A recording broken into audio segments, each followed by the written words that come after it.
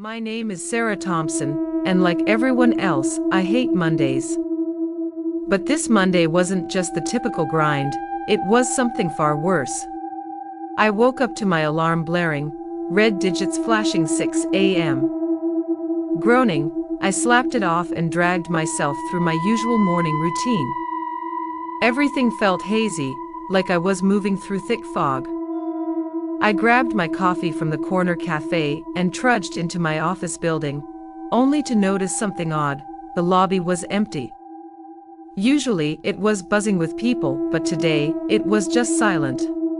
I shrugged it off and took the elevator up to my floor. The office was eerily quiet, and my footsteps echoed in the dimly lit space.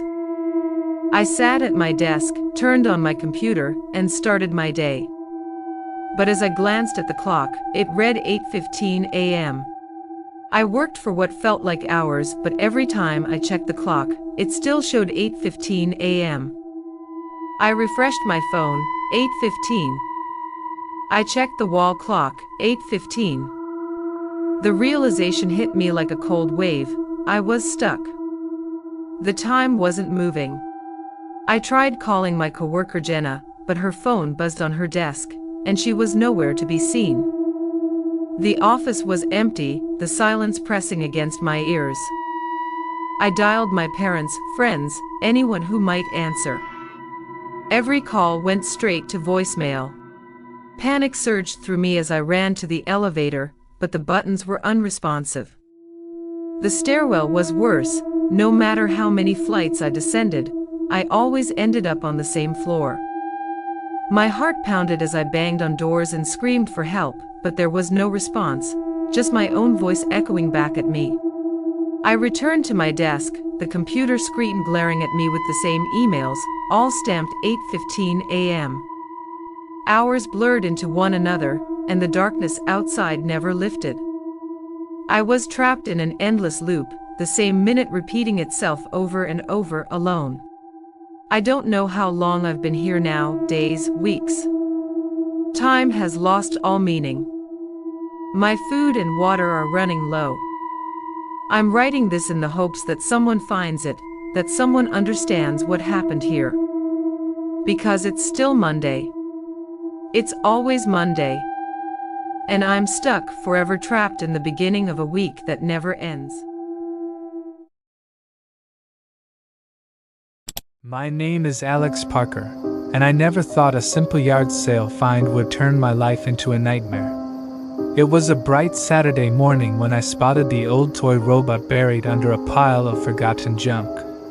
It was a vintage piece, red and blue, with big round eyes and a wind-up key on its back.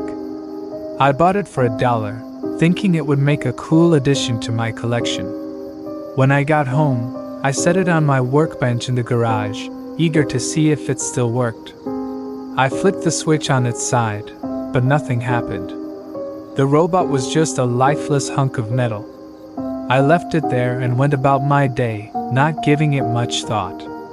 That night, I woke up to a faint whirring sound.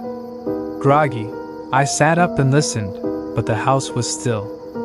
Figuring it was just the old pipes or my imagination, I went back to sleep.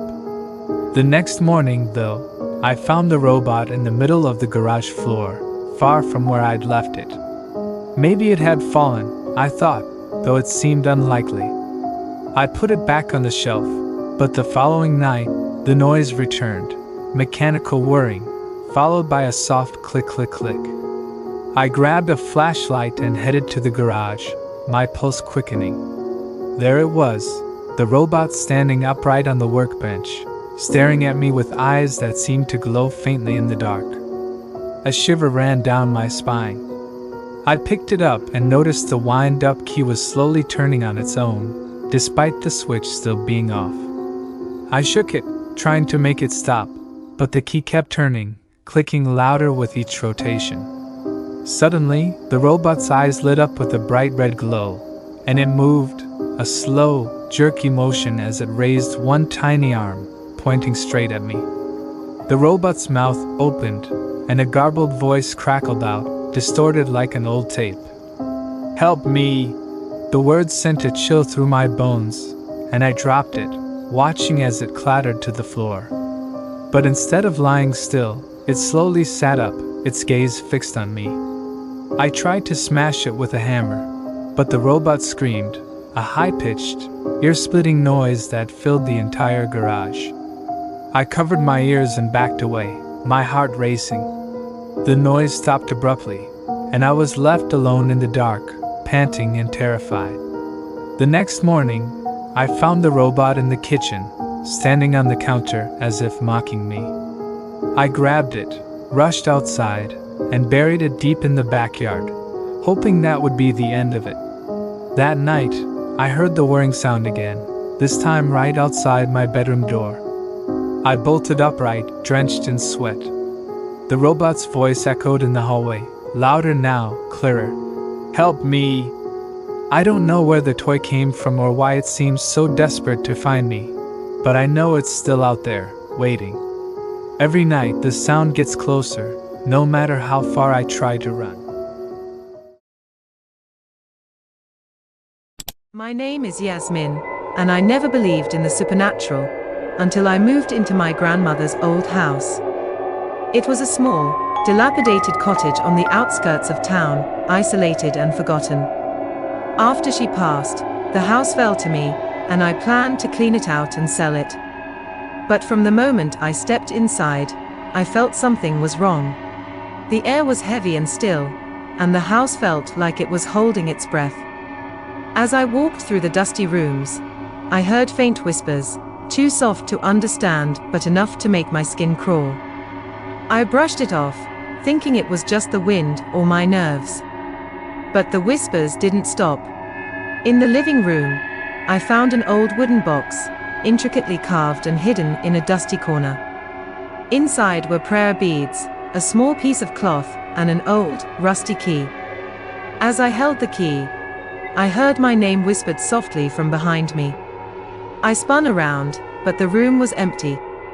The air was cold, and the whispers grew louder, circling me like a breeze. I tried to focus on my task, but the whispers followed me, growing louder each night. Shadows danced on the walls, moving unnaturally. I could feel something watching me, just out of sight. I reached out to my aunt, who told me stories of the jinn, spirits my grandmother feared. She believed a jinn had attached itself to her, and now it was here, in the house, with me. One night, the whispers became unbearable, echoing through the walls, overlapping and urgent. I locked myself in the bedroom, clutching the prayer beads from the box. The air grew cold, and the door rattled as if something was trying to get in. Shadows seeped under the door, twisting and writhing, forming a dark figure with burning eyes. The figure loomed over me, the air heavy and electric. I held up the rusty key in desperation, and the shadow recoiled, hissing like steam. It retreated, dissolving into the floor and disappearing under the door, leaving only silence and a faint, acrid smell. I fled the house that night, leaving everything behind. I keep the key with me, a reminder of what I encountered. The whispers have stopped, but sometimes, just as I'm drifting off to sleep, I hear my name, softly, from the shadows. My name is Sarah, and I've always loved chocolate. So when a new shop called Chocodelights opened in town, I was one of the first to visit. The place was small and cozy, with shelves lined with handcrafted chocolates. The air was thick with the rich aroma of cocoa, making my mouth water. An elderly woman with sharp eyes stood behind the counter. She offered me a sample, a small, dark truffle wrapped in gold foil. "Try it," she urged with a thin smile. I took a bite, and the taste was extraordinary, sweet at first, then bitter with a strange metallic aftertaste. It was odd but addictive. I bought a box, eager to try more. That night, I couldn't resist. I ate one chocolate, then another, unable to stop. The taste grew stranger with each bite, the metallic flavor stronger, like blood. Suddenly, a sharp pain stabbed my stomach. I doubled over but dismissed it as overeating. The next morning, I woke up feeling nauseous, with a bitter taste lingering in my mouth. My reflection in the mirror startled me. My skin was pale, and dark circles framed my eyes. Despite feeling sick, I craved more chocolate. I grabbed another piece from the box, but the taste was different, off, rotten almost. I spat it out, but the craving didn't go away. I decided to return to the shop to complain, but when I arrived, the store was gone.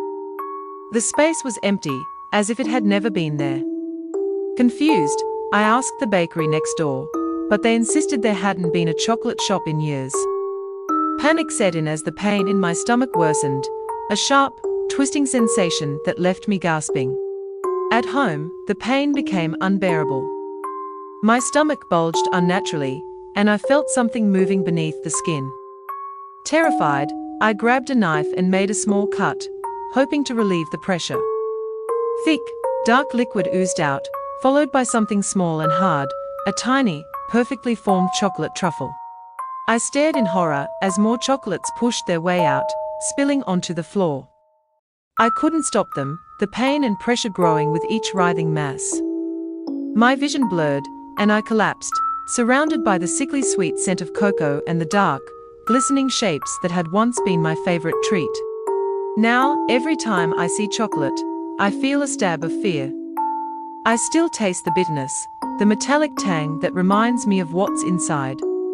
I've sworn off sweets, but sometimes, late at night, I feel the faintest stir beneath my skin, as if the chocolates are still there, waiting to finish what they started.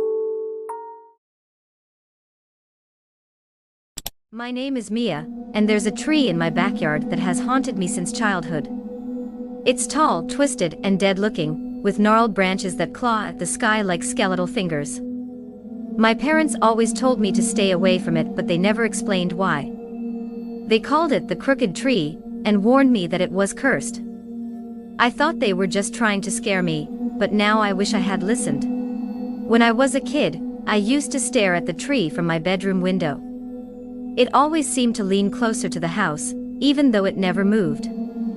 On windy nights, the branches would scrape against the window, making a sound like nails on glass. I would lie awake, terrified, convinced the tree was watching me. One summer, my curiosity got the better of me. I climbed out of my window and approached the tree. The air around it was colder, and the ground felt soft and damp under my feet. I reached out to touch the bark, but it was slick and warm, almost like skin. Suddenly, a sharp pain shot through my hand, and I pulled back to see a thin cut on my palm. The tree seemed to shudder, and I stumbled back, feeling dizzy and sick. After that night, strange things started happening. I'd wake up with scratches on my arms and legs, as if I'd been clawed in my sleep. My dreams were filled with the tree's twisted branches reaching for me, wrapping around my throat, pulling me into the earth. I tried to tell my parents, but they dismissed it as nightmares. The worst was when I noticed the tree had grown closer to the house.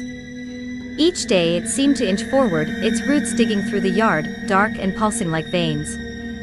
I watched in horror as it crept closer to my window, its shadow stretching across the walls of my room. One night, I woke up to find the branches pressed against the glass, scratching and tapping. The sound was relentless, like it was trying to get in. I shut the curtains, but the noise grew louder, filling my head until I couldn't take it anymore. I ran outside, desperate to make it stop. Standing before the tree, I felt an overwhelming urge to touch it again, as if it was calling to me. I reached out, and the branches wrapped around my arm, pulling me closer. I screamed, but no sound came out. The bark split open, revealing a dark, hollow space filled with writhing roots and something else, faces, twisted and screaming, trapped within the wood. I struggled, but the tree held me tight, its roots snaking around my legs, pulling me in. The last thing I saw before everything went dark was my reflection in the window, my face twisted in horror, just like the ones inside the tree. Now, the tree stands still, closer to the house than ever. My parents think I ran away, but I'm still here, trapped within the twisted bark, one more face among the others, screaming silently, forever part of the crooked tree.